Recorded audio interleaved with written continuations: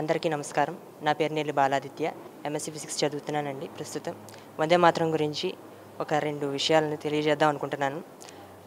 అందరికీ తెలిసిన విషయం ఏంటంటే, మనం పాడేటటువంటి 2 చరణాల్లో వందే మాతరాన్ని మనం పరిగణించినటువంటి వందే మాతరం మాత్రమే తెలుసు.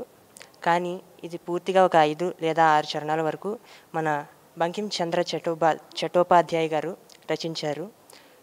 ముఖ్యంగా 3వ చరణంలో కోటి కోటి కంఠ కలకల నినాద కరాలే అనే విషయాన్ని ఆయన చాలా స్పష్టంగా తెలియజేస్తూ ఉంటారు. అంటే కోటి కోట్ల గొంతులతో నినాదాన్ని చేస్తారన్నమాట. వందే మాత్రం అంటూ నినాదాన్ని చేస్తూ మన వాళ్ళందరూ స్వాతంత్ర ఉద్యమంలో పాల్గొంటూ కోటి కోటి భుజైధృత కరవాలే, కోటి కోట్ల చేతులతో కత్తులు పట్టుకొని మన భారతదేశాన్ని ఈ స్వతంత్ర ఉద్యమంలో భాగంగా రక్షించుకోవటం కోసం ఈ ఉద్యమం అనేది చేయడం జరిగింది. దీనికి వందే మాతరం అని చెప్పి మనం ఓ తల్లి నీకు వందనం, భారతమాత నీకు వందనం అని తెలియజేస్తూ ఈ ఉద్యమాన్ని ముందుకు సాగించడం జరిగింది. అంతేకాకుండా చివరి చరణాల్లో మనకి త్వం హి దుర్గా దశప్రహరణ ధారిణి అని చెప్తారండి. అంటే మాత అంటే మన భారతదేశాన్ని మాత నీవే దుర్గామాతవు, దశప్రహరణ ధారిణి 10 చేతులతో 10 ఆయుధాలు ధరించి అంటే మన దేశాన్ని రక్షణ కోసం అన్నట్టుగా.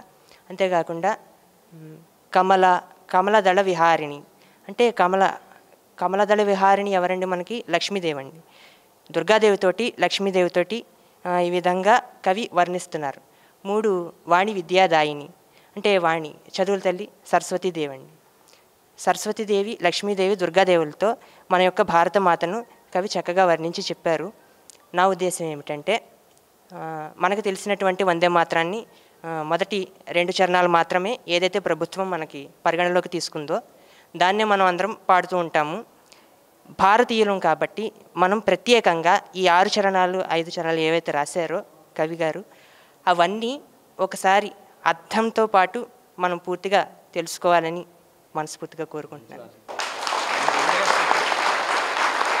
అంటే 6 చరణాలు పాడకపోయినా సరే వాటి యొక్క అర్థాన్ని తెలుసుకొని, అంటే మనకి మొదటి 2 చరణాల్లోని భారతదేశంలో ప్రకృతి ఏ విధంగా ఉంటుంది ఆ విధంగా తెలియజేయడం జరిగింది. తర్వాత నుంచి చరణాల్లోని తల్లిని వర్ణిస్తూ చెప్తుంటారనమాట.